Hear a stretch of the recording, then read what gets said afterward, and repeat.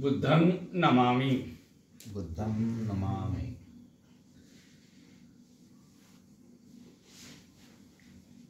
आज आपण इथे मृत्यूबद्दल मार्गदर्शन प्राप्त करण्यासाठी बसलेला आहात तुम्ही सर्वजण।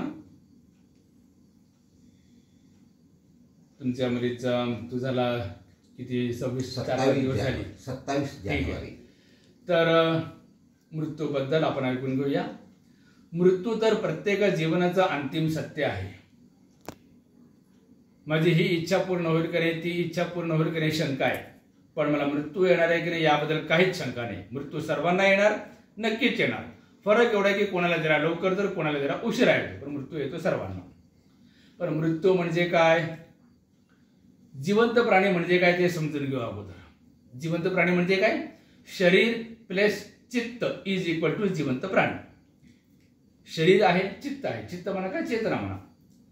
आता जोपर्यंत तुमची मुलगी जीवन मृत्यूच्या एका क्षण अगोदर तुम्ही काय म्हणत, मुलगी जिवंत आहे एका क्षण अगोदर, आणि एका क्षणानंतर मृत्यू झाला। का बरं, शरीर तर एका क्षणापूर्वी जसं होतं आताही तसंच आहे, मग आता मृत्यू का म्हणताय, एका क्षणापूर्वी जिवंत का म्हणाले, कारण एका क्षणापूर्वी शरीरासोबत चित्त जुडलेलं होतं। चित्त म्हणा काय चेतना म्हणा, माइंड अँड मॅटर, नाम आणि रूप पाली भाषेमध्ये। नाम म्हणजे चित्त, रूप म्हणजे शरीर। नाम आणि रूप एकत्र होतं आपण जिवंत म्हणालो। आता नाम रूप एकत्र नाहीये, मृत्यू म्हणतो। आणि या कार्यक्रमाला पुण्यानुमोदनचा कार्यक्रम म्हणतात। पुण्यानुमोदन म्हणजे काय, कोणतेही सत्कर्म करून ते सत्कर्माचं पुण्य जे मरण पावले त्यांना अर्पण करणे, तरच त्यांना लाभ होत, नाही तर नाही। इकडे तुम्ही हजारो भिक्षूंना भोजनदान दिलं, चिवरदान दिलं, खूप काही दिलं, हजारो भिक्षूंना, पण संकल्प नाही केलं मृत्यू पावलेल्या व्यक्तीचं नावानं की हे जे आम्ही दान केलं ह्याचं पुण्य त्यांना प्राप्त हो। आता संकल्प जर नाही केला तर त्यांना त्याचा लाभ होत नाही। हजारो भिक्षूंना जर तुम्ही भोजन दिलं, रोजही दिलं आयुष्यभर, पण संकल्प नाही केला तर त्यांना त्याचा लाभ होत नाही। संकल्प करावा लागतो। पुण्यानुमोदन म्हणजे पुण्य कर्म करून त्याचं अनुमोदन करणे, सत्कर्म करायचं। जे काही कोणतंही सत्कर्म केलं, भिक्षुना भोजनदान दिलं, जे काही केलं, आणि हे सत्कर्म आम्ही आमच्या मुलीला अर्पण करतो। जे कोणी मरण पावले, आई वडील भाऊ बहीण जे कोणी मरण पावले असते त्यांना अर्पण करतो, असा संकल्प करावा लागतो, तर त्यांना प्राप्त होतं। याला पुण्यानुमोदन म्हणतात। आणि मृत्यूच्या नंतर काय केलं तुम्ही, शरीराचं विल्हेवाट लावलं स्मशानामध्ये, आहे ना। चित्त कुठे गेलं, जिवंत असताना शरीर आणि चित्त दोन्ही होतं ना एकत्र, मग मृत्यूनंतर शरीराचं विल्हेवाट लावलं तुम्ही, चित्त कुठे गेलं। चित्त संपत नाही, चित्तधारा चालू राहते, चित्त पण संपते। चित्त संपणे म्हणजेच अरहंत अवस्था। चित्त म्हणजे काय, शरीर म्हणजे काय, पृथ्वी अग्नी जल वायू 4 महाभूतांपासून शरीर बनलेले आहे, आणि मृत्यूनंतर 4 महाभूत 4 महाभूतांमध्ये विलीन होतात। कोणी कोणी म्हणतं 5 महाभूत, बरं बाबा ठीक आहे 5 महाभूत। 5वं काय, पोकळी, शरीरामध्ये जी रिकामी जागा आहे हवा येणे जाण्याची ती पोकळी, तिला हा आकाश म्हणतात। पण शरीर म्हटलं पृथ्वी अग्नी जल वायू या 4 महाभूतांनीच। तर आणि चित्त, चित्त म्हणजे काय, चैतसिक कर्मसंस्कारांचा समुच्चय, मानसिक कर्मसंस्कारांचा समुच्चय म्हणजे चित्त। चित्त संपणे म्हणजे सर्व मानसिक कर्मसंस्कार संपले, एकही कर्मसंस्कार शिल्लक नाहीये, संपले, तरच अरहंत अवस्था म्हणतात। तर चित्त संपणे म्हणजे अरहंत अवस्था। अरहंत नाही झालं प्राप्त म्हणजे चित्त आहे। चित्त म्हणजे अनेक जन्माच्या कर्मसंस्कार समुच्चय आहे। तर चित्तधारा चालू राहते, चित्त संपत नाही। चित्त संपते म्हणजे अरहंत अवस्था, पण अरहंत अवस्था प्राप्त होईपर्यंत चित्तधारा चालूच राहते। जसं आपण कपडे बदलतो, हे कपडे काढले दुसरे कपडे परिधान केले, हे घर सोडलं दुसऱ्या घरात राहायला गेलो, पुस्तक वाचतो, एक पान संपलं दुसरं पान वाचलं, रेल्वे येते एका ट्रॅक वरून दुसऱ्या ट्रॅकवर, जंक्शनला 2-4 ट्रॅक आहेत, आधी दुसऱ्या ट्रॅकवर गेली, तसं जीवनधारा चालू राहते, म्हणजे चित्तधारा चालू राहते, तर पुनर्जन्म होतो आपण। तर पुढजन्म कुठे होतो, सर्वांचा ठरलेला आहे, लक्षात ठेवा। सर्वांचा पुढचा जन्म कुठे ठरलेला आहे, तुमचा सुद्धा ठरलेला आहे, माझा सुद्धा पुढचा जन्म सर्वांचा पुढे होतो। इस जीवन का अंतिम क्षण अगले जीवन का प्रथम क्षण, लक्षात ठेवा। इस जीवन का अंतिम क्षण, या जीवनाचा शेवटचा क्षण त्याला पाली भाषेमध्ये च्युती विज्ञान म्हणतात, आणि पुढच्या जीवनाचा प्रथम क्षण त्याला प्रतिसंधी विज्ञान म्हणतात। आणि इस जीवन का अंतिम क्षण जसं असेल या जीवनाचा शेवटचा क्षण, तसाच पुढचा जन्म राहील। मृत्यूच्या क्षणी चित्ताची जशी अवस्था आहे तसाच पुढचा जन्म होतो, लक्षात ठेवा। आणि मृत्यूच्या क्षणी समजलं, मृत्यूच्या क्षणी मनात जसा विचार आला, जशी अवस्था आहे तसाच पुढचा जन्म होतो। आणि मृत्यूच्या क्षणी मनात कोणते विचार येतात ते पण ठरलेलं आहे। कोणता विचार येणार आहे तुम्हा सर्वांच्या मनात, आणि जगाच्या सर्वांच्या मनात ठरलेलं आहे, कोणता येणार आहे, आयुष्यभर आपण जे अनेक प्रकारचे कर्म केली, आपण चांगले कर्म वाईट कर्म ह्या जन्मात आणि मागच्या असंख्य जन्मामध्ये जे अनेक कर्म केली चांगली वाईट, त्यात सर्वात बलवान कर्मसंस्कार कोणता आहे? म्हणजे तुमच्या चित्तावर सर्वात जास्त प्रभाव कोण्या कर्माचा आहे तोच कर्म उफाळून वर येणार. आपोआप तुमची इच्छा असो अथवा नसो तोच कर्मसंस्कार उफाळून वर येणार आणि तसाच पुढचा जन्म होणार. आणि सर्वात बलवान कर्मसंस्कार आहे धम्माचा. धम्मापेक्षा बलवान दुसरा कुठलाही कर्मसंस्कार नाही. त्यामुळे धम्म शिकलेला व्यक्ती 1%, अर्धा टक्का, पाव टक्का, 0.1% जरी धम्म तो परिपक्व झाला असेल, परिपुष्ट झाला असेल, तर मृत्यू घडी धम्मच संस्कार येणार आणि त्याची सद्गतीच होणार. धम्मात 0.1% जरी शिकला असेल, नुसतं शिकून नाही, परिपक्व झाला असेल, धम्माचे गुण त्यामध्ये असले तर.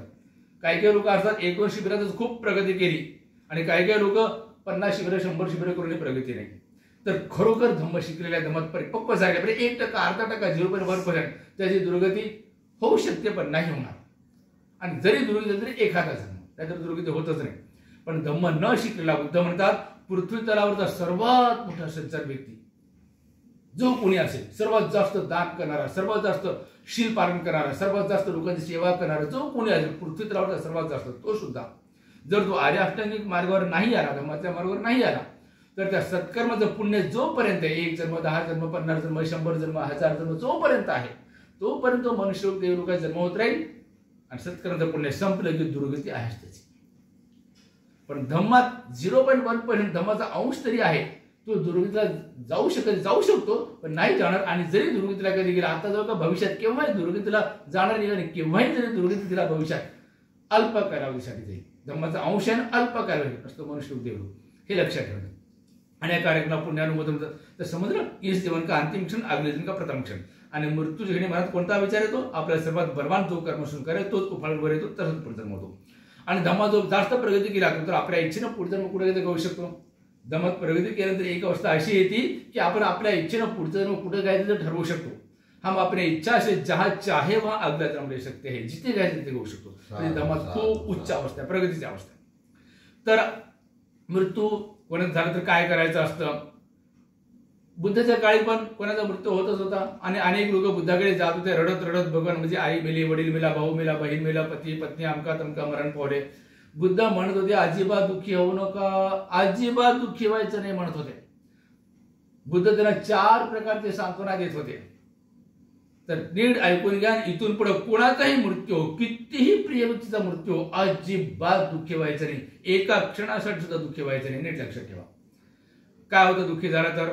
अनेक लोक रडत बुद्धाकडे जात होते. बुद्ध त्यांना म्हणते दुःखी झालं तर 3 प्रकारची हानी. आणि दुःखी न होता मृत व्यक्तीबद्दल मंगल कामना केलं, मंगल मैत्री मंगल कामना केलं तर 3 प्रकारचे लाभ. ही पहिली सांगतो ना. कोणते लाभ आणि कोणते हानी? शुद्ध विज्ञान आहे. तुम्हाला रेडिओ माहिती आहे ना, टीव्ही माहिती आहे ना, मोबाईल माहिती आहे ना.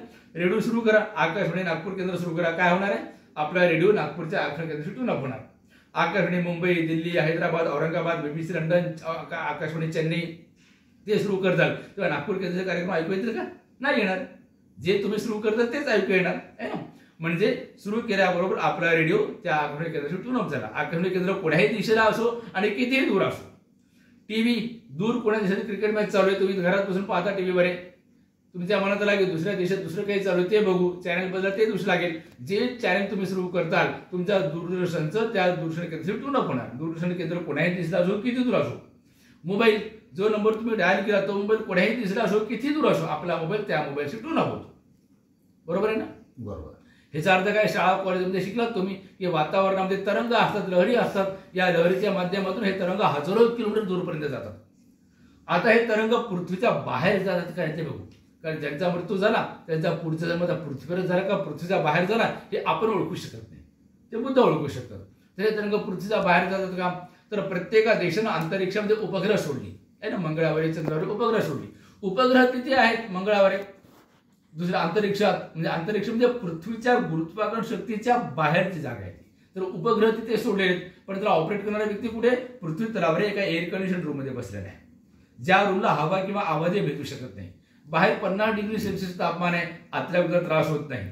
बाहेर आवाज गोंगाट गोंधळ आहे, आतल्या व्यक्तीला त्रास होत नाही. म्हणजे तरंग पृथ्वीच्या बाहेर जातात. म्हणजे ज्या रूमला हवा किंवा आवाजही भेदू शकत नाही त्या रूमला भेदून तरंग अंतर्गत उपग्रहापर्यंत गेले. इथं कॅम्प्युटर जसे बटन दाबतो उपग्रह तिथे, त्याला ऑपरेट करणारा व्यक्ती इथे. जसे बटन दाबू तरंग तिथपर्यंत जातात. ज्या रूमला हवा किंवा आवाज भेदू शकत नाही त्या रूमला भेदून तरंग तिथपर्यंत जातात.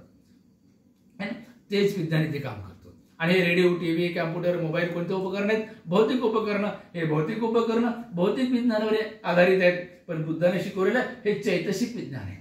हे चैतसिक विज्ञान या भौतिक विज्ञानापेक्षा जास्त सूक्ष्म आहे, जास्त संवेदनशील आहे आणि जास्त वेगवान आहे. तुम्ही कोणाही व्यक्तीला आठवण करा. आता या रूम मध्ये तुमच्या बाजूला तुमच्या सोबत जे कोणी बसले त्यांना आठवण करा, का तुमच्यापासून हजारो किलोमीटर दूरच्या व्यक्तीला आठवण करा. जिवंत व्यक्तीला आठवण करा का मरण पावलेल्या व्यक्तीला आठवण करा. आजच मृत्यू झाला असेल का अनेक वर्षापूर्वी मृत्यू झाला असेल, काही फरक पडत नाही. ज्या व्यक्तीला आपण आठवण करतो तुरंत आपलं चित्त त्या चित्ताशी टोन होतं. तुरंत जसं रेडिओ चालू केल्याबरोबर आत्मनिकेसाठी टोन होतं, मोबाईल सुरू केल्याबरोबर दुसऱ्या मोबाईलशी टोन होतं, टीव्ही सुरू केल्याबरोबर दूरदर्शनासाठी टोन होतं आणि कॅम्प्युटर उपग्रहाशी टोन होतं. ज्या व्यक्तीला आपण आठवण करतो तुरंत आपलं चित्त त्या चित्ताशी टोन होतो. जिवंत असो का मेलेला असो, आज मेला अनेक वर्षापूर्वी काही फरक पडत नाही. आणि आपल्या चित्तात जे विचार आहेत तेच तरंगाच्या माध्यमातून तिकडे जातात. जसं SMS पाठवता ना, ऑडिओ व्हिडिओ पाठवता, व्हॉट्सअपवर अनेक पाठवता ना, ईमेल पाठवता, तसं त्या व्यक्तीला आठवण केल्याबरोबर आपलं चित्त त्या चित्ताशी टोनअप झालं. त्यांचं जन्म चित्त कुठे झाला असेल, पृथ्वीवर का पृथ्वीच्या बाहेर, आपल्या चित्तात काय आहे? दुःख आहे, व्याकुळता आहे, बेचैनी, अशांती, तर रडायचे, दुःखाचे, व्याकुळ रंग तिकडे जातात. मग त्या व्यक्तीला भयंकर त्रास. जिवंत असताना कधी सुख दिलं, कधी दुःख दिलं, कधी हसवलं, कधी रडवलं, पण मृत्यूच्या नंतर तेव्हा जेव्हा आपण दुःखी होतो त्यांना आठवण करून हे दुःखाचे, रडायचे तरंग तिकडे जातात आणि त्या व्यक्तीला त्रासच राहतो. याचा अर्थ काय करतो? आपण रडतो म्हणजे आपल्या प्रिय व्यक्तीला त्रास देतो.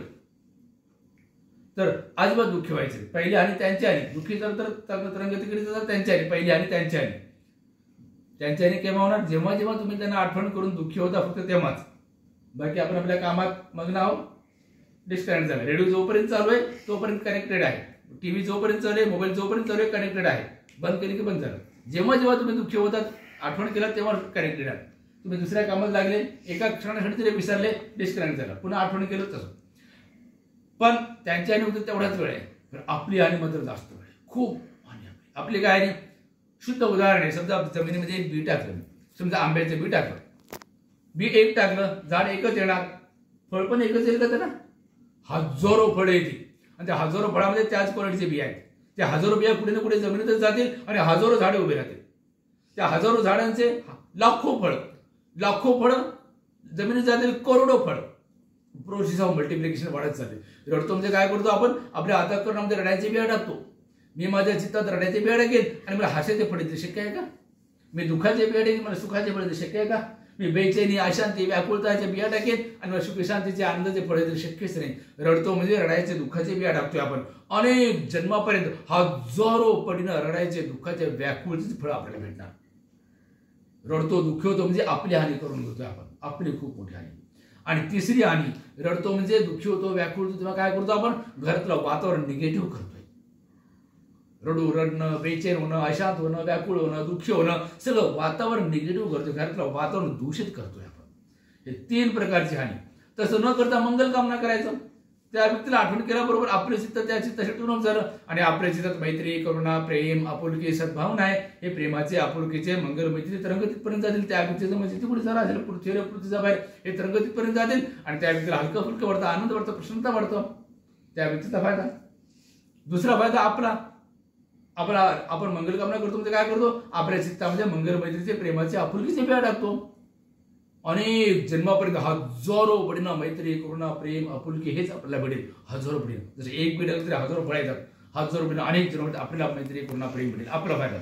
आणि तिसरं, जे आपण मंगल कामना करतो कोणाचे मंगल कल्याण, घरातलं वातावरण शुद्ध होतं, पवित्र होतं, घरातलं संपूर्ण वातावरण अगदी मंगलमय होतं, पवित्र वातावरण होतं मंगल मैत्री केलं तर. हे 3 प्रकारचे फायदे. रडलं, दुःखी झालं, व्याकुळ 3 प्रकारचे आहे. मंगल कामना 3 प्रकारचे फायदे. ही पहिली सांत्वना देते बुद्ध. दुसरी सांत्वना, पहिली सांत्वना ऐकून काही लोकांचं रडणं कमी झालं, पण काही लोक आणखी रडत आहेत. बुद्ध त्यांना दुसरी सांत्वना देत होते. बुद्ध म्हणतो, अरे काय रडते एवढं, किती रडशील? रडणार लोक म्हणतात, नाही भगवान, ते आमचं आई वडील, भाऊ बहीण, मुलगा मुलगी. बुद्ध म्हणतो, अरे कोण आई वडील, कोण भाऊ बहीण, कोण मुलगा मुलगी, हे सगळं टेम्पररी आहेत. हा तुमचा मुलगा 50 वर्षापूर्वी तुमचा होता का? 50 वर्षापूर्वी तुमचा होता का? 50 वर्षापूर्वी तुमचा होता का हा मुलगा? अच्छा 50 वर्षानंतर तुमचा राहणार आहे का? टेम्पररी बच्चे है. मम्मी पप्पा 50 वर्षापूर्वी तुमचे होते का? 50 वर्षानंतर तुमचे राहणार आहेत का? टेम्पररी पॅरेंट्स आहेत. तर बुद्ध म्हणतो हे आपले टेम्पररी पॅरेंट्स आहेत. सगळे सगळे जे कोणी आपले नातेवाईक आहेत, जे कोणी आहेत, आई वडील भाऊ, टेम्पररी होतं काही कालावधीसाठी. जसं आपण प्रवासाला निघतो, आपण प्रवासाला जाताना रस्त्यात कोणी दुसरे प्रवासी आपल्याला भेटतात, काही काळ आपण एकत्र प्रवास करतो. जर त्याचा मार्ग वेगळा, आपला मार्ग वेगळा. तसं ते आपल्या जीवनामध्ये आले, आपल्या घरात आले, आपल्या लाईफमध्ये आले, जीवनामध्ये काही कालावधीसाठी, काही वर्षापूर्वी आले आणि आजपर्यंत राहिले इतके वर्ष, काही दिवसापूर्वी मृत्यू होईपर्यंत. आता त्यांचा मार्ग वेगळा, आपला मार्ग वेगळा. ते रडायचं काय? हे दुसरी सांगताना देत बुद्ध. काही जण रडणं कमी झालं, पण काही जण आणखी रडत आहेत, तर बुद्ध त्यांना तिसरी सांगताना देत होते. बुद्ध म्हणत होते, अरे काय रडतो, कोणासाठी एवढं रडतो? रडणारे लोक म्हणते नाही भगवान, ते म्हणजे आई वडील, भाऊ बहीण, मुलगा मुलगी खूप चांगला होता, खूप चांगले. बुद्ध म्हणते अरे काय आई वडील, कोण आई वडील? या संपूर्ण ब्रह्मांडामध्ये एकही प्राणी असा नाही जो कोणा कोणा जन्मी तुझा सख्खा आई वडील, भाऊ बहीण, मुलगा मुलगी नाही झाला. ज्यांना तुम्ही आपला शत्रू म्हणता ना, त्यांच्यापेक्षा सुद्धा एकही व्यक्ती असा नाही, पृथ्वी तलावर एकही मनुष्य असा नाही जो कोणा कोणा जन्मी तुमचा सख्खा आई वडील, भाऊ बहीण, मुलगा मुलगी नाही झाला. असं एकही व्यक्ती पृथ्वी तलावर नाही. एकही पशु पक्षी नाही पृथ्वी तलावर जो कोणा कोणा जन्मी तुमचा सख्खा आई वडील, भाऊ बहीण, मुलगा मुलगी नाही झाला. संपूर्ण ब्रह्मांडामध्ये एकही पशुपक्षी प्राणी असा नाही जो कोणा कोणा जन्मी तुमचा सख्खा आई वडील, भाऊ बहीण, मुलगा मुलगी नाही झाला. कोणासाठी रडताय तुम्ही? संपूर्ण ब्रह्मांडातले सगळेच प्राणी कोणा कोणा जन्मीचे आपले सख्खे रक्ताचे नातेवाईक आहेत. कोणासाठी रडताय? तिसरी सांत्वना. अनेक रडणं कमी झालं, पण काही जण आणखी रडत आहेत. बुद्ध त्यांना चौथी सांत्वना देत होते. म्हणत होते अरे किती रडशील, किती रडशील. मागच्या असंख्य जन्मात प्रियजनांच्या मृत्यूच्या, वियोगाच्या दुःखामुळे तुझ्या डोळ्यातून जे अश्रू वाहिले ना, ते सर्व अश्रू जर एकत्र केलं तर 7 समुद्रातलं पाणी कमी पडेल. 7 समुद्रातलं म्हणून टोटल एकूण जेवढं पाणी आहे ना, त्यापेक्षा जास्त पाणी प्रत्येकाच्या डोळ्यातून वाहिलेले आजपर्यंत, प्रत्येकाच्या डोळ्यातून. जो कोणी जेव्हा जास्त रडत झालं ते समोर म्हणत होते तुझ्या डोळ्यात सुद्धा संपूर्ण पृथ्वीवर जेवढे मनुष्य आहेत, एकही मनुष्य असा नाही की ज्याच्या डोळ्यातून 7 समुद्राला पाणी कमी पाणी वाहिलं, असं एकही मनुष्य नाही. प्रत्येकाच्या डोळ्यातून 7 समुद्रातल्या टोटल पाण्यापेक्षा जास्त वाहिले. प्रिय मरत राहिले, तू रडत राहिला, प्रिय मरत राहिले, तू रडत राहिला. आजपर्यंत एवढा रडला की एवढे अश्रू ढाळा तुझ्या डोळ्यात, एवढे अश्रू निघाले. आणि भविष्याच्या अनंत जन्मापर्यंत प्रिय मरत राहतील, तू रडत राहशील, प्रिय मरत राहतील, तू रडत राहशील. भविष्यात जर धम्माच्या मार्गावर नाही आलास, आजपर्यंत 7 समुद्राच्या पाण्यापेक्षा जास्तपर्यंत ढाळलास तू, भविष्यात सुद्धा प्रिय मरत राहतील, अनंत जन्मापर्यंत तुझ्या डोळ्यातून अशीच पाणी वाहत राहील. त्याने धम्माच्या मार्गावर ये आणि जन्म मरणाच्या चक्रातून मुक्त हो म्हणत होते. 4 प्रकारे सांत्वना देत होते. झालं. आता सिद्धार्थ गौतम बोधिसत्व होते तेव्हाची घटना, अनेक जन्मापूर्वीची घटना. एक शेतकऱ्याच्या कुटुंबात जन्म झाला. सिद्धार्थ गौतमचा अनेक जन्मापूर्वीची घटना. बोधिसत्व होते तेव्हा पती पत्नी, मुलगा मुलगी आणि कामाला एक नोकराणी होती, अशी 5 जण. सकाळी उठून शेतकरी आणि मुलगा, बाप आणि वडील, बाप आणि मुलगा शेतात जात होते कामासाठी. आणि नंतर घरातलं कोणीतरी एक जण भोजन घेऊन जात होता. भोजनाच्या वेळी सकाळी सकाळी उठून दोघेही जात होते. हा क्रम त्यांचा चालू होता. एके दिवशी काय झालं, आणि नांगरत कसं होते, समजा हे असं चौकोनी शेत आहे, बाप इकडून सुरू करायचं असं, पण मुलगा इकडून एक जण इकडून बाप तर इकडून मुलगा, इकडून बाप तर इकडून मुलगा. नांगरायचं शेत असं इकडे येत होते, पुन्हा हे इकडे, पुन्हा हे इकडे, असं असं नांगरत होते.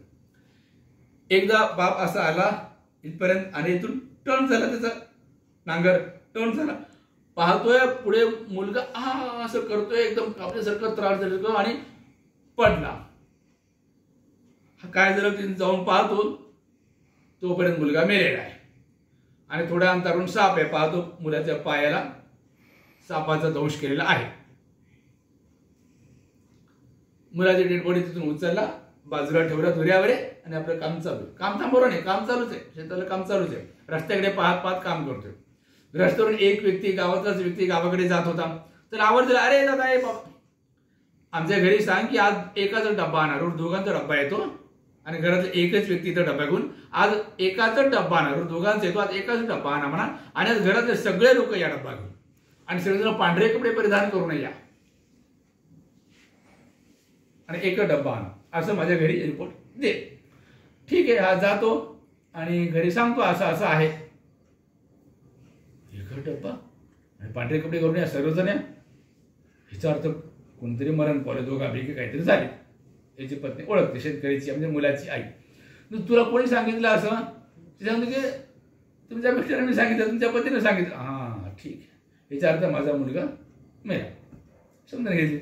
मग घरातले तिघही जण म्हणजे शेतकऱ्याची पत्नी, मुलगी आणि काम करणारी तिघे जण पांढरे कपडे घालून भोजन घेऊन गेले शेतात. याचं काम चालूच आहे. मग सगळेजण पोहोचल्यानंतर हा बाजूला बसला, जेवण वगैरे केला आणि सरण वगैरे चिता तयार करून ठेवला होता. डेड बॉडी तिथं ठेवलं आणि आग्नेय दिला, मरण पावले, आपलं काम चालू आहे रोजचं. एक क्षणासाठी सुद्धा कोणाच्या डोळ्यात असू नये, एकही क्षण कोणाच्या डोळ्यात असू नये. बाजूचे लोक पाहतात, गावात बातमी पसरली होती, कोणी लोक आले आणि एक जण पहिल्यापासून पाहते, मुलगा मरण पावला, याला उचलून ठेवला बाप आणि आपलं काम चालूच आहे. तुमच्या बापाला म्हणतो, तुमचा मुलगा, तरुण मुलगा तुम्हाला आवडत नव्हता का? आवडतं, खूप आवडतं, खूप चांगला, खूप लाडका मुलगा, असा मुलगा सर्वांना लाभला पाहिजे, असा मुलगा लाभला पाहिजे. अहो भाग्य, खूप मोठं भाग्य की इतका चांगला मुलगा मिळाला. मग तुम्ही अजिबात रडला नाही आणि एक क्षण सुद्धा दुःखी नाही जरा, उलट तिथून शेत पडला होता मुलगा, डेड बॉडी बाजूला काढून तुमचं काम चालू ठेवलं. तुम्ही रडायचं काय असतात? कोणी सांगतो रडायला? रडलं नाही का तू जीवन होणार आहे का?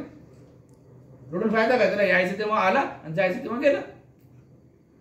त्याला जेव्हा यायचं होतं आला आमच्या घरात, त्याला जायचं होतं तो गेला, आता रडून काय करू? असं उत्तर दिला. मग तो शेतकरी तिच्या आईला म्हणाला, तू तर आई आहेस ना, आई तर आई असते, आईबद्दल किती लोक बोलतात वात्सल्याची मूर्ती वगैरे वगैरे, पोटामध्ये 9 महिने सांभाळीस आणि तुझा तरुण मुलगा मरण पावला आणि तू पण रडत नाही. कोणी सांगतो रडायला? त्या रडून काय होणार आहे? तर यायचं तेव्हा आला, गेला तेव्हा गेला. आणि असं प्रत्येक जन्मात किती मुलं जन्मली, किती मुलं मेली, काय रडत असतं त्यात? ते तर नेहमीच चालू असतं. रोजी जगात किती जन्मतात, किती म्हणतात. बहिणीला म्हणतो, तू तर बहीण आहेस ना, बहीण भाऊ तर लहानपणापासून तुम्ही एकत्र खेळलात, एकत्र लहानचं मोठं झालं, तुझ्या मनात तर आपल्या भावाबद्दल प्रचंड प्रेम असायला पाहिजे. तू पण एक सेकंद, एक क्षण सुद्धा रडत नाहीस. ती पण तेच उत्तर देते, रडून काय होणार आहे? तू येणार आहे का वापस? रडून काय होणार? काय फायदा? आणि कसला दुःखी व्हायचं? दुःख व्हायला कोणी शिकवलं? आणि ते बोल समता, ठीक आहे. मग त्या नोकराणीला विचारतो, ती पण खूप तारीफ करते, सगळेजण मुलं खूप तारीफ करतात, पण रडत कोणीच नाही एक सेकंदासाठी. काय दुःखी व्हायचं? हे तर चालू राहणार आहे. तर असं तर हे 4 प्रकारचे बुद्ध त्यांना सांत्वना देत होते. हे कहाणी तुम्हाला सांगितली जातात कथामध्ये. हे 4 प्रकारचे सांत्वना बुद्ध देत होते. मग काही लोकांनी बुद्धाला विचारलं, भगवान तुम्ही म्हणालात की आपण मंगल कामना करतो तर मंगलमय रंग त्यांच्यापर्यंत जातात, तर त्यांचा जन्म कुठेही झाला तरी जातात का? बुद्ध म्हणजे कुठेही झालं तर नाही जात. काही ठिकाणी तरंग जातात, काही ठिकाणी तरंग नाही जात. जसं आजच्या भाषेत सांगायचं असेल तर तुम्ही कोणाला फोन लावता तर काय होतं, कधी कधी फोन लागतात, कधी कधी not reachable, out of coverage area असं उत्तर येतं. तर 31 प्रकारचे लोक आहेत, 31, 20 ब्रह्मलोक, त्या 2 भाग, 16 रूप ब्रह्मलोक, 4 अरूप ब्रह्मलोक, 16 आणि 4 20 ब्रह्मलोक, 6 देवलोक 26, 1 मनुष्यलोक 27 आणि 4 दुर्गतीचे लोक, नरकलोक, पशुलोक, प्रेतलोक आणि पशुपक्षीलोक, नरकलोक, असुरलोक, प्रेतलोक, पशुपक्षीलोक, हे 4 दुर्गतीचे 31 प्रकारचे लोक. या 31 लोकांपैकी काही लोक आउट ऑफ कव्हरेज एरिया आहेत, काही लोक इन कव्हरेज एरिया. ज्यांचा मृत्यू झाला, त्यांचा पुढजन्माचा पुढे झाला, आपण ओळखू शकत नाही, आपली एवढी क्षमता नाही, पण तो ओळखू शकतात. जर त्यांचा जन्म अशा ठिकाणी झाला की जे इन कव्हरेज एरिया आहे, तर आपण मंगलमैत्री करतो, ते 100% त्यांना लाभणार. पण त्यांचा जन्म जर आउट ऑफ कव्हरेज एरिया झाला असेल, तुम्ही तर काही करा, किती मंगलमैत्री करा, काही करा, काही करा, काही करा, ते तरंग त्यांच्यापर्यंत नाही पोहोचणार. शुद्ध विज्ञान आहे. तर आपण आपलं मंगलमैत्री करायचं. त्यांचा जन्म पुढे झाला आपल्याला माहित नाही, ते इन कव्हरेज नंतर त्यांना लाभ होणार आणि आउट ऑफ कव्हरेज अर्थ लाभ होणार आहे, पण आपल्याला आपण निश्चित आहे. आपण मंगलमैत्री करतो ना, मंगलमैत्री बिया आपल्या चित्तात टाकतोय आपण, अनेक जन्मापर्यंत आपल्याला मैत्री करून प्रेम मिळेल आणि वातावरण शुद्ध होईल. तुम्हाला त्रास होईल तर बरोबर बसा. तर हे ऐकून पुन्हा मृत्यूशय्येवरच्या व्यक्तीला काय सांत्वना द्यावी? बुद्ध आणि त्यांचा धम्मग्रंथ 8व्या खंडामध्ये लिहिलेले मृत्यूशय्येवरच्या व्यक्तीला काय सांत्वना द्यावी? एखादा व्यक्ती लास्ट स्टेजला आहे, शेवटच्या स्टेजला, घरी असो का दवाखान्यात, बस काही मिनिटात तो प्राण सोडणार आहे. तुम्हाला पण कळालं की आपला हा प्रिय व्यक्ती आता प्राण सोडणार आहे लगेच, आणि त्याला पण कळलं की जायची वेळ आली आणि डॉक्टरने पण तुम्हाला सांगितलं की आता तयारीला लागा, ह्याचं संपलेलं आहे. तर त्याला काय सांत्वना द्यायची आपण? जर तो साधक असेल तर साधना करत करत प्राण सोडेल, काही सांगायची गरज नाही. तरी पण साधक असेल तरी आपण त्याला त्रास होत तर आपण आठवण करून साधना करत करत प्राण सोड, आनापान, विपश्यना, मंगलमैत्री. पण बुद्धाने त्यांच्या धम्मग्रंथामध्ये 8व्या खंडात लिहिलेले आहे. बुद्धाला एकाने प्रश्न विचारलं की मृत्यूशय्येवरच्या व्यक्तीला काय सांत्वना द्यावी? लास्ट स्टेजला आहे, शेवटच्या क्षणाला. तर बुद्ध त्याला म्हणतात, त्याला सांत्वना द्यायची. काय सांत्वना? पहिली सांत्वना त्याला म्हणायचं, बघ तुझी जायची वेळ आलेली, तुझी जायची वेळ आलेली आहे. आई वडील, भाऊ बहीण, पती पत्नी, मुलगा मुलगी यांना आठवण सुद्धा करू नको. शत्रू मित्र शत्रू कोणाला आठवण करू नको. शुभचिंतक आई वडील परिवारातील लोक असो, नातेवाईक असो, मित्र असो का शत्रू असो, आठवण सुद्धा नको. कारण इस जीवन का अंतिम क्षण, अगले जीवन का प्रथम क्षण. जर या लोकांना आठवण केली तर पुन्हा इथेच जन्म होईल. त्यावेळी नातेवाईकांना कोणाला आठवण करू नको, मित्रांना शत्रूला कोणाला आठवण करू नको. पहिली सांत्वना त्याला द्यायची.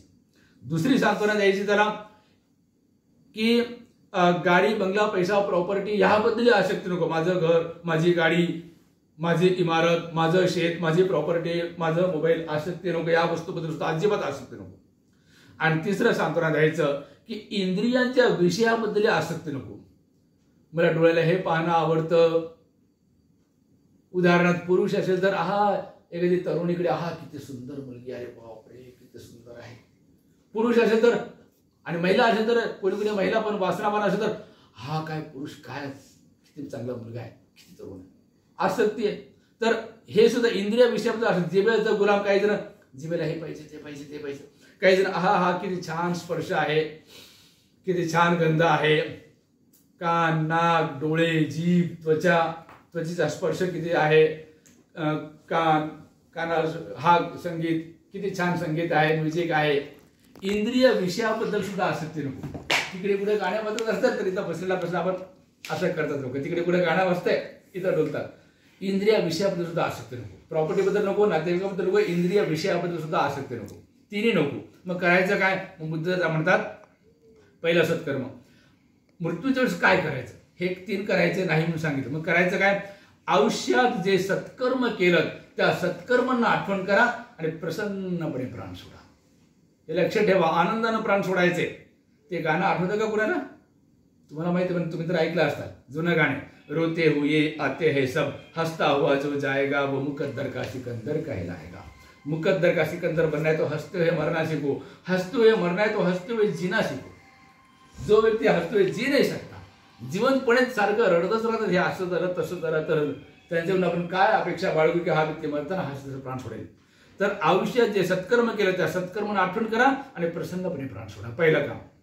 दुसरं काम, जे शील तुमचे परिशुद्ध आहेत त्या शुद्ध शीलांना आठवण करा आणि आनंदानं प्राण सोडा. आणि नंबर 3, आपलं चित्त देवलोकावर केंद्रित करा. आज अनेकांना देव शब्दाची ॲलर्जी. आपलं चित्त देवलोकावर केंद्रित करा. पुन्हा म्हणाले देवलोके सोडा, आपलं चित्त ब्रह्मलोकावर केंद्रित करा.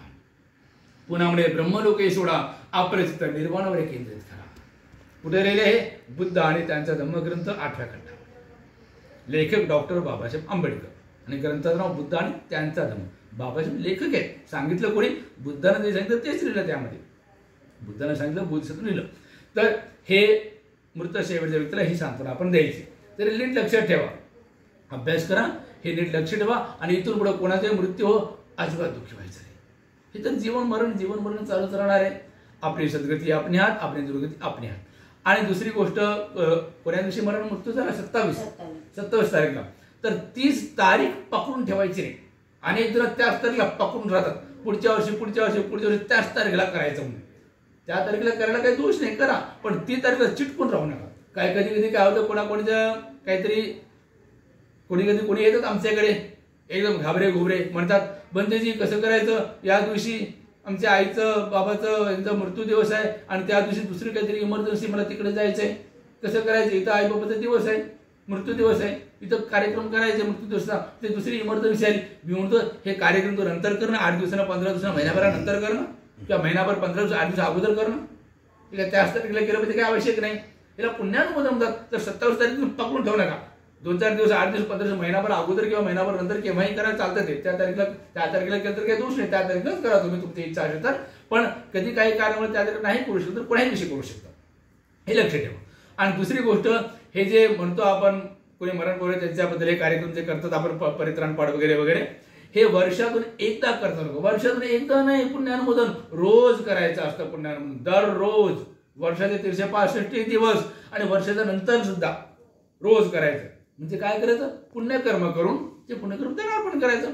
त्यासाठी सगळे हे फोटो मूर्ती मांडा, बंदिजीला बोलवा, 1-1.5 तास सूत्रपठण ऐकाय, हे सगळं केलं तर चांगली गोष्ट आहे, पण करणं काही कंपल्सरी नाही. हे अधूनमधून भिक्षुणावरून हे करा, अधूनमधून, पण रोज करा. म्हणतो पुण्यामधून रोज भिक्षुणावरून परिक्रम पाठ करणं हे आवश्यक अनिवार्य नाही. केलं तर करू शकता पण आवश्यक नाहीये. पण कोणतेही सत्कर्म करा आणि ते पुण्यकर्म अर्पण करायचं. माझे आमचे हे पुण्य आमची मुलगी तिला प्राप्त हो असा संकल्प करायचा. आता रोज पुढे जाणार घरात दानपेटी ठेवा. आपल्या इच्छेनं 1 रुपये 2 रुपये 10 रुपये 50 रुपये 100 रुपये जे काही कमी जास्त त्या टाकत राहा दानपेटीमध्ये. आणि ह्याचं पुण्य आम्ही आमच्या मुलीला अर्पण करतो. किंवा जे कोणी तुमचे मरण पडले आई वडील भाऊ बहीण आजी आजोबा जे कोणी पूर्वज आहेत त्यांना अर्पण करतो. कोणतेही सत्कर्म. आणि रोज आपण ध्यान करतो मंगलमंत्री करतो. ह्याचं पुण्य आम्ही आमच्या मुलीला किंवा आमचे जे कोणी पूर्वज आहेत त्यांना अर्पण करतो. हे काय हे रोज एक घरात आपण फोटो ठेवतो ना कशासाठी त्यांना आठवण रोज आपल्याला ते चेहरा दिसला पाहिजे. आणि रोज आपण मंगल कामना करायचं. आज दिवसभरात मी जे काही सत्कर्म केलं पुण्य केलं ते पुण्य मी आमचे जे कोणी मुलगी आहे बहीण आहे आई वडील आहेत आजी आजोबा आहेत जे कोणी मरण पडले त्यांना आम्ही अर्पण करतो. आज दिवसभरात जे सत्कर्म केलं किंवा आता जे सत्कर्म केलं ते पुण्य त्यांना अर्पण करतो. कोणते रोज पक्ष्यांना प्यायला पाणी ठेवा. पण पक्ष्यांना वगैरे पाणी ठेवलं हे पुण्यच आहे पण छोटं. पण भिक्खू संघाला दिलं. भिक्खू संघाबद्दल बुद्ध काय म्हणाले अनुत्तरं पुण्य खेतं लोकसाती. अनुत्तर म्हणजे सर्वश्रेष्ठ सर्वोत्तम सर्वोच्च. पुण्य खेतं म्हणजे पुण्यक्षेत्र. लोकसाती म्हणजे लोकामध्ये 31 लोकात नरक लोकापासून ब्रह्मलोकापर्यंत सर्वोच्च पुण्यक्षेत्र अनुत्तरं पुण्य खेतं लोकसाती. भिक्खू संघ सुपरी. कोणता भिक्खू संघ जो सुपरिपूर्ण आहे उजूपरिपूर्ण आहे न्यायपरिपूर्ण आहे स्वामीची परिपूर्ण आहे यदिदं चत्तारि पुरुष योगानी 8 पुरुष पुगला आहे तो भिक्खू संघ. म्हणजे निर्वाणच्या मार्गावर चालत असणारा भिक्खू संघ हा पूर्ण ब्रह्मांडातला सर्वोच्च पुण्यक्षेत्र असं बुद्ध म्हणाले. तर भिक्खू संघाला देऊन ते पुण्य त्यांना अर्पण करतो. तर घरातील दानपेटी ठेवून त्यात टाकत जायचं. किंवा जवळपास विहार असेल भिक्षू असतील तर आपलं रोज त्यांना नाश्ता देऊ शकता सकाळचं असेल तर. किंवा संध्याकाळी लिंबू पाणी देऊ शकता. किंवा विहारात जाऊन फक्त फुल वंदन करू शकता. बुद्ध म्हणाले पृथ्वी तलावरच्या धर्माचा संपर्क न आलेल्या पृथ्वी तलावरच्या सर्व लोकांना 100 वर्षापर्यंत तुम्ही जिवंत राहिला तर 100 वर्षापर्यंत आयुष्यभर 100 वर्षापर्यंत भोजन पाणी कपडे औषधी आयुष्यभर देत राहिला. पृथ्वी तलावरच्या सगळ्या लोकांना धम्म न शिकलेल्या धम्म न समजणाऱ्या पृथ्वी तलावरच्या सर्व रोज देत राहिला तर किती पुण्य. त्याहीपेक्षा जास्त पुण्य श्रोतापन्न अवस्था प्राप्त केलेल्या एका भिक्षूला 1 वर्षचं भोजन दान. पण आज कोणी श्रोतापन्न भिक्षू भारतात आहे का नाही शंका आहे. मला तर माहित नाही. अशी तर चांगली गोष्ट आहे पण मला नाही वाटत कोणी असेल म्हणून. असं तर चांगली गोष्ट आहे आनंदाची गोष्ट आहे. पण जे काय असेल ते पण भोजन दिलं नुसतं निर्वाणच्या मार्गावर चालत असलेल्या भिक्षूला फक्त वंदन जरी केलं तरी हजारो यत्न करून जेवढं पुण्य हजारो लोकांना लाखो लोकांना भोजन जेवढं पुण्य मन शिकलेला त्यापेक्षा जास्त पुण्य निर्वाणच्या मार्गावर अग्रेसर भिक्षूला फक्त वंदन जरी केलं तरी. तर परत बनते जे असतील वंदन करायचं फुल द्यायचं भोजन नाश्ता जे कोण ते पुण्य आम्ही यांना अर्पण करतो. किंवा कोणतेही सत्कर्म भिक्षू संघ नसेल आपल्याकडे उपलब्ध तर जे सत्कर्म करू शकता रोज ते सत्कर्म कोणतेही सत्कर्म करून ते पुण्य आम्ही त्यांना अर्पण करतो. असा संकल्प रोजही करायचा. आणखी एक गोष्ट लक्षात ठेवायचं फोटोला बघून तुमच्या मुलीचा बहिणीचा फोटो असो का तुमचे पूर्वज आजी आजोबा जे कोणी असतील त्यांनी आजपर्यंत जे मरण पावले सोबत काय नेलं त्यांनी गाडी बंगला पैसा प्रॉपर्टी काहीच येत नाही. हड्डी जले चमडी जले जले लोम नख केस मांस जले मज्जा जले रहे राख ही शेष. सोबत काहीच येत नाही. मग आपल्यासोबत काय येणार आहे. येत्या काही वर्षात आपला पण मृत्यू होणार आहे आणि आपल्यासोबत काय येणार आहे काहीच नाही. म्हणून आसक्ती सोडा. आसक्ती किती आपल्या मनात नातेवाईकाबद्दल आई वडील माझी आई माझा वडील माझा भाऊ माझी बहीण माझा नवरा माझी बायको माझा पोरगा माझा पोरगी नातेवाईक किती आसक्ती कमी करा. हे सगळं टेम्पररी नातेवाईक आहेत. आपले खरे नातेवाईक कोण आपले कर्म जन्म जन्मांतरापर्यंत आपल्या सोबत राहणार. आता तुम्ही एक म्हणजे नातेवाईक आहात आणखी काही वर्षांनी मृत्यूच्या नंतर दुसरे कोणी तुमचे नातेवाईक होतील जिथे पुढे जन्मलं ते तुमचे नातेवाईक. हे टेम्पररी नातं फक्त काही वर्षांचं नातं आहे. तर आपले कर्म जन्म जन्मांतरापर्यंत आपल्या नातेवाईक आहेत त्यावेळी आसक्ती सोडायची. त्यांनी आपल्यासोबत काही नाही नेलं आपल्यासोबत सुद्धा काही येणार आहे. तर गाडी बंगला पैसा प्रॉपर्टीबद्दल आसक्ती नाही स्वतःबद्दल आसक्ती नाही नातेवाईकाबद्दल आसक्ती नाही. अनासक्त होऊन सेवा करा. आसक्ती नाही म्हणजे सेवा करू नका सेवा करा पण अनासक्त होऊन सेवा करा. जसं दवाखान्यात डॉक्टर पेशंटची सेवा करतो अनासक्त होऊन. पेशंट जगला चांगली गोष्ट आहे. पेशंट मेला तर तो काय रडत राहत नाही महिनाभर. आपल्यासारखं 8 दिवस 10 दिवस रडत राहतो का तो. 1 तास तरी रडतो का डॉक्टर. 10 मिनिट तरी रडतात का दवाखान्यात लोक. मरण पडलं डेडबॉडी घेऊन जा फीस जमा करा डेडबॉडी घेऊन ते संपलं.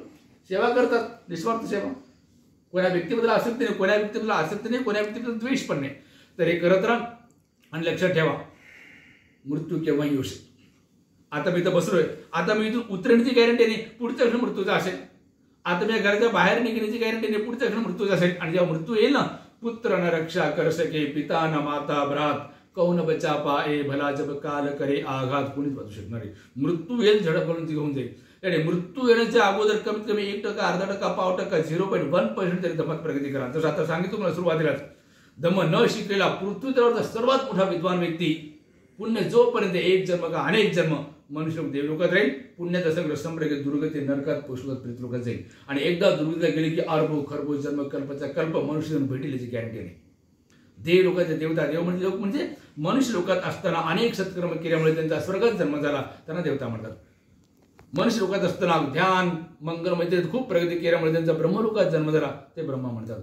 पण अष्टांगिक मार्गावर बुद्धाने सांगितले आर्य अष्टांगिक मार्गावर न चालता जे लोक देवलोकात ब्रह्मलोकात गेलेले आहेत त्यांच्यापैकी सुद्धा अधिकांश जास्तीत जास्त लोक मृत्यूनंतर दुर्गती नरकात पोषलोकात प्रेतलोकात जाणार. आणि एकदा दुर्गतीला गेली की पुन्हा कधी मनुष्य पडेल माहित नाही. अनेक जन्म अनेक कल्प. पण दमात 1%, अर्धा टक्का, 0.1% तरी प्रगती झाली, दुर्गती जाऊ शकतो पण नाही जाणार. आणि जरी गेला दुर्गतीला आता किंवा भविष्यात अल्प कालावधीसाठी एखादा जन्म, लगेच पुन्हा मनुष्य देवलोक, मनुष्य देवलोक, मनुष्य देवलोक. आणि जरी कधी दुर्गतीला गेलं तरी एखादा जन्म, लगेच मनुष्य देवलोक, मनुष्य देवलोक. दुर्गती नाही त्याची. जसं राणी मल्लिका, राजा प्रसेनजीतची पत्नी मल्लिका खूप सेवा केली आयुष्यभर, बुद्धाची, धम्माची, संघाची खूप सेवा केली, भिक्खू संघाची खूप सेवा, खूप दान. राणी आहे ना प्रचंड दान. अनेक बुद्धाला धम्माच्या नवऱ्याला धम्माच्या अमार वाढली. धम्मा नवरा आधी प्रसेनजी राजा दुसऱ्या गुरुचा शिष्य होता, त्याला बुद्धाच्या अमारावर आणली, धम्माच्या अमारावर अनेक लोकांना धम्माच्या अमारावर आणली आणि खूप सेवा केली, दाने खूप केली, साधनेमध्ये पण भरपूर प्रगती केली. श्रोतापन नाही प्राप्त झाली पण प्रगती खूप केली साधनेमध्ये. तरी पण मृत्यूनंतर घाणीतला किडा झाली. ती आयुष्यात एकदा व्यभिचार केला होता त्याला, पण धम्माचा खूप अभ्यास केला होता ना. किडा सातव्या दिवशी किडा मरण पावला आणि मग देवलोक, आता ती देवलोकात आहे. तर दुर्गतीला जाणारच नाही धम्म शिकलेली आणि जाऊ शकतात, पण जरी गेले तरी अल्पकाळासाठी. त्याने धम्म शिका आणि आजपर्यंत आयुष्य गेलं आपलं, आता शिल्लक किती तर माहित नाही. आजच्या दिवसामध्ये शेवटचा होऊ शकतो, केव्हाही मृत्यू होऊ शकतो. असं समजू नका आज तर मी तरुण आहे, आणखी 50 वर्ष मला काही होणार आहे. पाहतो ना रोज, कोणी कोणी पोटातच मरतात, कोणी कोणी जन्मल्या मरतात, कोणी बालपणात मरतात, कोणी किशोर वयात मरतात, कोणी तरुण वयात मरतात, कोणी मध्यम वयात मरतात, कोणी प्रौढ वयात मरतात, कोणी म्हातारपणात मरतात. मृत्यू केव्हा येऊ शकतो. तर मृत्यू येण्याच्या आधी धम्मात प्रगती. आणि मृत्यू केवळ सांगता येत नाही, कोणी वाचू शकणार नाही. तर धम्म शिका आणि आपल्या मंगल साधा आयुष्य संपत चालले. तर एवढं बोलून तुम्हा सर्वांप्रती मंगल कामना करत मी इथेच थांबतो. तुम्हा सर्वांचं खूप मंगल हो. भवतु सब्ब मंगलं, भवतु सब्ब मंगलं, भवतु सब्ब मंगलं. सा